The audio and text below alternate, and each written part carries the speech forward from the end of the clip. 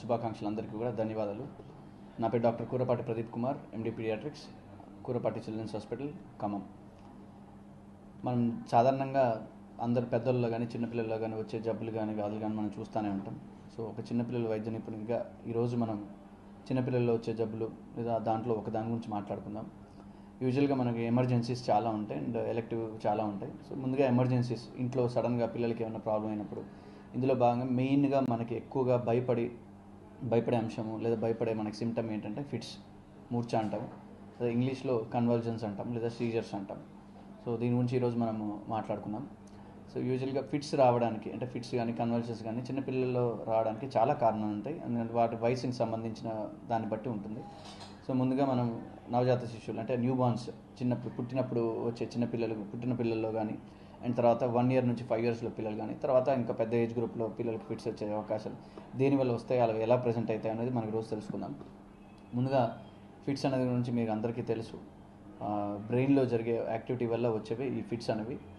So age గ్రూప్ని బట్టి చూసుకున్నట్టయితే వీటికి కారణాలు చాలా ఉంటాయి. ముందుగా నవజాత శిశువులు అంటే న్యూ బార్న్ బేబీస్, అంటే ఒకరు పుట్టిన రోజు నుంచి 28 రోజుల వరకు నవజాత శిశువులు లేదా న్యూ బార్న్ ఆర్ నియోనేట్ అంటాం. ఇలాంటి పిల్లల్లో ఫస్ట్ పుట్టగానే ఫిట్స్ రావడానికి మెయిన్ కారణం ఒకటి, పిల్లలు పుట్టగానే ఏడవకపోవడం. సో పుట్టగానే ఏడవకపోవడం అంటే అర్థం ఏంటంటే పిల్లలు కడుపులో ఉన్నంతసేపు, పిండంగా ఉన్నంతసేపు వాళ్ళకి ఆక్సిజన్ సప్లై మాత్రం తల్లి నుంచే ఉంటుంది. ఒక్కసారి బయటకు వచ్చిన తర్వాత ఊపిరితిత్తులు ఎప్పుడైతే ఊపడం స్టార్ట్ అవుతాయో అప్పుడే బాడీకి బ్లడ్ సర్క్యులేషన్ కానీ ఆక్సిజన్ సప్లై కానీ అవుతుంది. సో ఇందులో భాగంగా ఇమ్మీడియట్గా పుట్టగానే పిల్లలు ఏడ్చారా అనే క్వశ్చన్ మనం రెగ్యులర్గా వింటూ ఉంటాం. సో ఈ ఏడుపు యొక్క ఇంపార్టెన్స్ ఏంటి అంటే పుట్టగానే ఏడ్చారు అంటే పిల్లలు గాలి పీల్చుకోవడం మొదలుపెట్టారు అని. సో ఎప్పుడైతే గాలి పీల్చుకోవడం మొదలు పెడితే బాడీ మొత్తం ఆక్సిజన్ సప్లై ఉంటుంది. కానీ అలా ఇమ్మీడియట్గా పుట్టగానే ఏడవకపోతే ఆ ఆక్సిజన్ సప్లై కొద్దిసేపు మెయిన్ వైటల్ ఆర్గాన్స్ బ్లడ్లో కానీ బ్రెయిన్కి చాలా ఎఫెక్ట్ అయ్యే అవకాశాలు ఎక్కువ ఉంటాయి. ఆ కొద్దిసేపు బ్రెయిన్కి ఆక్సిజన్ సప్లై ఆగిపోయినప్పుడు హైపాక్సియా అంటాం. సో బ్లడ్లో ఆక్సిజన్ తగ్గిపోతే ఆ హైపాక్సిక్ ఇస్కెమిక్ యాంకెఫలోపతి. సో ఈ రీజన్స్ వల్ల తర్వాత 2 నిమిషాలు 3 నిమిషాల తర్వాత ఏడవడం కానీ లేదా 5 నిమిషాల తర్వాత ఏడవడం కానీ పెద్దగా ఈ 2-3 నిమిషాలు లేదా 5 నిమిషాలు పిల్లలు ఏడవకపోవడం వల్ల బ్రెయిన్లో జరిగే డ్యామేజ్ చాలా లైఫ్ లాంగ్ ఉండే అవకాశాలు ఎక్కువ ఉంటాయి. సో ఇలా పుట్టగానే ఏడవని పిల్లల్లో తర్వాత అంటే ఒక వితిన్ 48 hours ఎప్పుడైనా ఫిట్స్ వచ్చే అవకాశం ఉంది.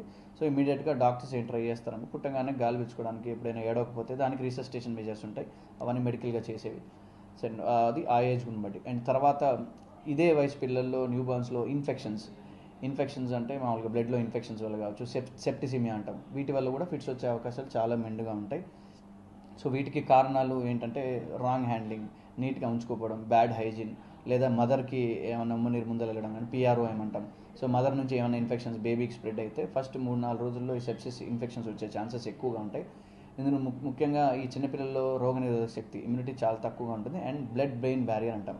మామూలుగా బ్లడ్లో మనకు వచ్చే ఇన్ఫెక్షన్ బ్రెయిన్కి వెళ్లకుండా ఆపడానికి ఒక సన్న పొర లాంటి బ్లడ్ బ్రెయిన్ బ్యారియర్ ఉంటుంది. ఇది చాలా వీక్ ఉంటుంది చిన్నపిల్లలు. సో నార్మల్గా బ్లడ్లో ఇన్ఫెక్షన్ బ్రెయిన్లోకి ఈజీగా పాకే అవకాశాలు ఈ నవజాత శిశువులు లేదా న్యూ బార్న్స్లో చాలా ఎక్కువగా ఉంటాయి. కాబట్టి ఇమ్మీడియట్గా ఈ ఇన్ఫెక్షన్ కనుక బ్రెయిన్కి ఎక్కినట్టయితే దానివల్ల ఆ ఇన్ఫెక్షన్ వల్ల ఫిట్స్ వచ్చే అవకాశాలు ఉంటాయి. దాన్ని మనం మెనింజైటిస్ అంటాం లేదా తెలుగులో మెదడు వాపు అంటాం. సో ఇవి ఈ ఏజ్ గ్రూప్లో వచ్చే పిల్లల్లో వచ్చే ఫిట్స్కి కారణాలు. అండ్ తర్వాత కొన్నిసార్లు ఇదే ఏజ్ గ్రూప్లో షుగర్ లెవెల్స్ పడిపోవడం వల్ల కానీ కాల్షియం లెవెల్స్ పడిపోవడం వల్ల కానీ ఇన్ఫెక్షన్స్ వల్ల కానీ కూడా ఫిట్స్ వచ్చే అవకాశాలు ఎక్కువగా ఉంటాయి. అండ్ ఆ తర్వాత ఇన్ఫెంట్స్ అంటే 1 year నుంచి 1 year లోపు పిల్లల్లో, ముఖ్యంగా 3 months లోపు పిల్లల్లో కూడా ఇలాంటి కారణాలు ఇన్ఫెక్షన్ వల్ల వచ్చే ఛాన్సెస్ ఎక్కువగా ఉంటాయి. సెప్సిస్ లేదా మెనింజైటిస్ వల్ల వచ్చే ఉంటాయి. అండ్ 3 months తర్వాత లేదా 1 year లోపు ఇన్ఫెంట్స్కి కూడా ఇదే రీజన్, ఇన్ఫెక్షన్స్ వల్ల లేదా మెనింజైటిస్ వల్ల మెదడు వాపు వ్యాధి వల్ల వచ్చే ఫిట్స్ చాలా ఎక్కువగా ఉంటాయి. అండ్ ఆ తర్వాత 1 year నుంచి 6 years లోపు పిల్లల్లో కామన్గా మనం ఆల్మోస్ట్ 50-60% పిల్లల్లో హై ఫీవర్ మీద మనకి ఫిట్స్ వస్తూ ఉంటాయి. ముఖ్యంగా ఆల్మోస్ట్ 80% మనకి ఫిట్స్ వచ్చే కేసెస్ ఫెబ్రైల్ సీజర్స్ అంటాం, దీన్ని ఇంగ్లీష్లో జ్వరం వల్ల వచ్చే ఫిట్స్ లేదా ఫెబ్రైల్ కన్వల్జన్స్ అంటాం. సో దీని యొక్క రీజన్ ఏంటి అంటే బ్రెయిన్లో మనకి టెంపరేచర్ కంట్రోల్ మెకానిజం అనేది ఒకటి ఉంటుంది. ఎంతవరకు తట్టుకోగలదో బ్రెయిన్ ఆ టెంపరేచర్ వరకే తట్టుకోగలదు. ఆ లెవెల్ దాటిపోయిన తర్వాత బ్రెయిన్ యాక్టివిటీ తగ్గిపోయి పిల్లలకి ఫిట్స్ వచ్చే అవకాశాలు చాలా ఎక్కువగా ఉంటాయి. సో కామన్గా మనం హాస్పిటల్లో కానీ ఇంట్లో కానీ చిన్నపిల్లలకి ఫిట్స్ రావడానికి ఒకే ఒక కారణం, మేజర్ రీజన్ వచ్చేసి ఈ ఫెబ్రైల్స్ కన్వల్జన్స్. సో వీటికి మనకి ఎలా ట్రీట్ చేస్తాం, ఎలా మేనేజ్ చేయాలి, ఎలా గ్రహించాలనేది మనం చూసుకున్నాం ముందుగా. సో ఆ ఫీవర్ వల్ల కంపల్సరీ ఫిట్స్ వస్తాయి. అండ్ ఫిట్స్ వల్ల లక్షణాలు మీకు తెలుసు.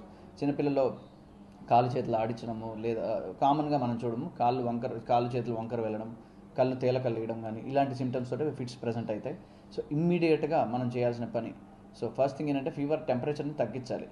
ఎప్పుడైతే ఈ ఫిట్స్ వస్తుంటాయో పిల్లల్లో ఆస్పిరేట్ అయ్యే ఛాన్సెస్ ఎక్కువగా ఉంటాయి. అంటే మనకి భోజనాలు అన్నవాహిక నుంచి శ్వాసనాళంలోకి ఫుడ్ కానీ వాటర్ కానీ తీసుకున్న తిండి పదార్థాలు ఏమైనా కూడా ఆస్పిరేట్ అయ్యే ఛాన్సెస్ ఎక్కువగా ఉంటాయి. అండ్ డ్రూలింగ్ ఎక్కువగా ఉంటుంది, సెక్రీషన్స్ ఎక్కువగా ఉంటాయి. అంటే నోట్లో కానీ ఆ సెక్రీషన్స్ ఎక్కువ ఉన్నప్పుడు ఆస్పిరేట్ అయ్యే ఛాన్సెస్ ఎక్కువ ఉంటాయి. ఆస్పిరేట్ అయినప్పుడు ఊపిరితిత్తులో గాలి ఆగిపోయి ఇమీడియట్గా అరెస్ట్ అయ్యే ఛాన్సెస్ ఎక్కువగా ఉంటాయి. సో ఇమ్మీడియట్గా మనం ఫస్ట్ చేయాల్సిన పని బేబీని లేదా బాబుని సైడ్కి తిప్పేయడం. సైడ్కి తిప్పేసినప్పుడు ఆ సెక్రేషన్స్ అన్ని సైడ్కి కూల్ అయిపోతాయి కాబట్టి ఆస్పిరేట్ అయ్యే ఛాన్సెస్ చాలా తక్కువగా ఉంటాయి. First thing. రెండోది, ఇమ్మీడియట్గా టెంపరేచర్ని మనం తగ్గించడానికి ట్రై చేయాలి. అంటే స్పాంజింగ్ లేదా ఓవరాల్గా మన సిరప్ ఫిట్స్ వచ్చేటప్పుడు ఇవ్వకూడదు కాబట్టి సపోజిటరీస్ అని ఉంటాయి. మామూలుగా మలద్వారం ద్వారా చిన్నపిల్లలకి సపోజిటరీస్ అని పారాసిటమాల్ సపోజిటరీస్ వస్తూ ఉంటాయి, అవి మనం వాడుకోవచ్చు. అండ్ రెండోది, కంటిన్యూగా ఫిట్స్ వస్తుంటే మాత్రం మనకి ఇంట్లో హోమ్ థెరపీ మిడజోలం నేసల్ స్ప్రే అని ఉంటుంది. మిడజోలం స్ప్రే అంటే ఇది సీజర్స్ని యాక్టివేట్ సెడేటివ్ డ్రగ్. కొంచెం మత్తు ఇస్తే బ్రెయిన్కి కొంచెం రెస్ట్ వస్తుంది కాబట్టి ఆ ఫిట్స్ ఇమీడియట్గా ఆగిపోయే ఛాన్సెస్ ఎక్కువగా ఉంటాయి. ఎందుకంటే ప్రొలాంగ్ ఫిట్స్, కంటిన్యూస్గా ఫిట్స్ వస్తూ ఉంటే ప్రొలాంగ్ హైపాక్సియా, ఆక్సిజన్ లెవెల్స్ చాలా తగ్గిపోయి కంటిన్యూస్గా ఫిట్స్ వచ్చేటప్పుడు అలాగే ఊపిరి ఆపేసి ప్రాణానికి కూడా పోయే అవకాశాలు చాలా ఎక్కువగా ఉంటాయి. అఫ్కోర్స్ ఫెబ్రవరి సీజన్స్లో ఇట్లాంటి అవకాశాలు చాలా తక్కువ, బట్ స్టిల్ కొన్నిసార్లు ఫెటల్ ఉండొచ్చు, సీరియస్ అయ్యే అవకాశాలు ఎక్కువగా ఉంటాయి. సో ఇమీడియట్గా మిడజోలం నేసల్ స్ప్రే, మనం డోసేజ్ ఉంటుంది 1 mg per kg, అలా నేసల్ స్ప్రే జస్ట్ నోట్లో నాస్ట్రిల్స్లో పఫ్ కొట్టేస్తే ఇమీడియట్గా కంట్రోల్ అయ్యే ఛాన్సెస్ ఉంటాయి. బట్ స్టిల్ ఆ తర్వాత కూడా ఇమీడియట్గా హాస్పిటల్కి తీసుకెళ్ళాలి. ఇవన్నీ హోమ్ రెమెడీస్. సో మీరు తీసుకోవాల్సిన జాగ్రత్తలు, ఒకటి టెంపరేచర్ కంట్రోల్ చేయడము, స్పాంజింగ్ వల్ల లేదా సపోజిటరీ కానీ పారాసిటమాల్ ఇవ్వడము, అండ్ ఇమీడియట్గా ఫిట్స్ కంట్రోల్ చేయడానికి ఇలా నేసల్ స్ప్రే కానీ మెడిసిన్స్ కానీ వాడుకోవడం.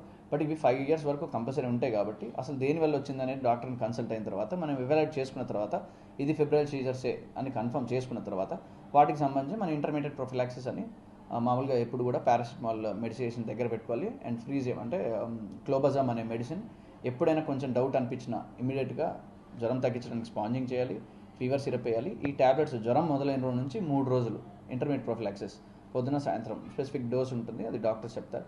ఆ డోస్ ప్రకారంగా ఈ 3 పనులు మనం చేయగలిగితే జ్వరం పెరగకుండా ఉంటుంది, తద్వారా మనం ఫిట్స్ రాకుండా అరికట్టచ్చు.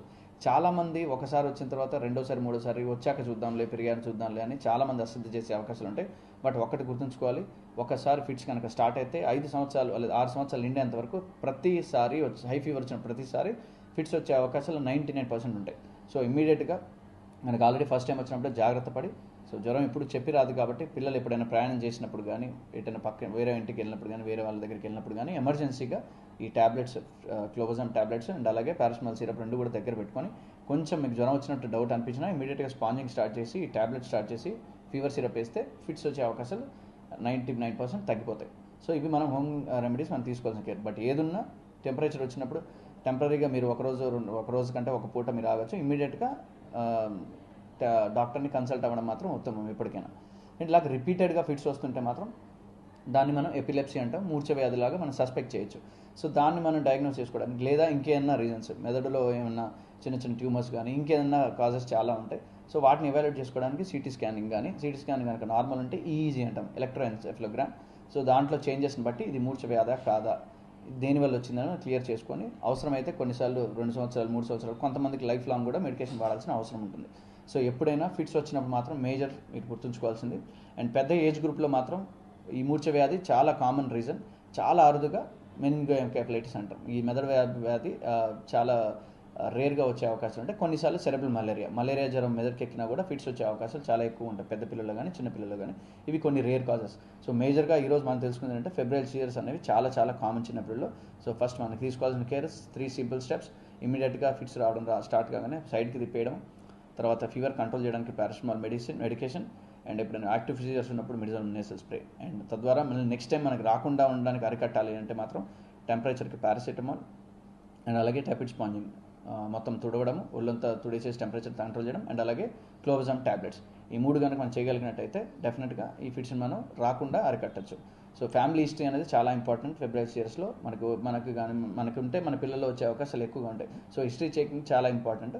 సో ఒకసారి వచ్చినప్పుడు ఖచ్చితంగా జాగ్రత్త పడితే రెండోసారి మూడోసారి వచ్చే అవకాశాలు మనం మెండుగా అరికట్టచ్చు.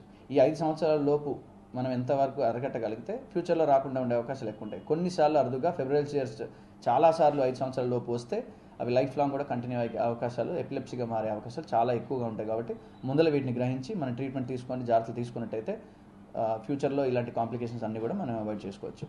సో నెక్స్ట్ టైం మనము ఇంకేదన్నా టాపిక్ తోటి కలుద్దాం. నాకు ఈ అవకాశం ఆర్టీవీకి thank you very much. Thank you.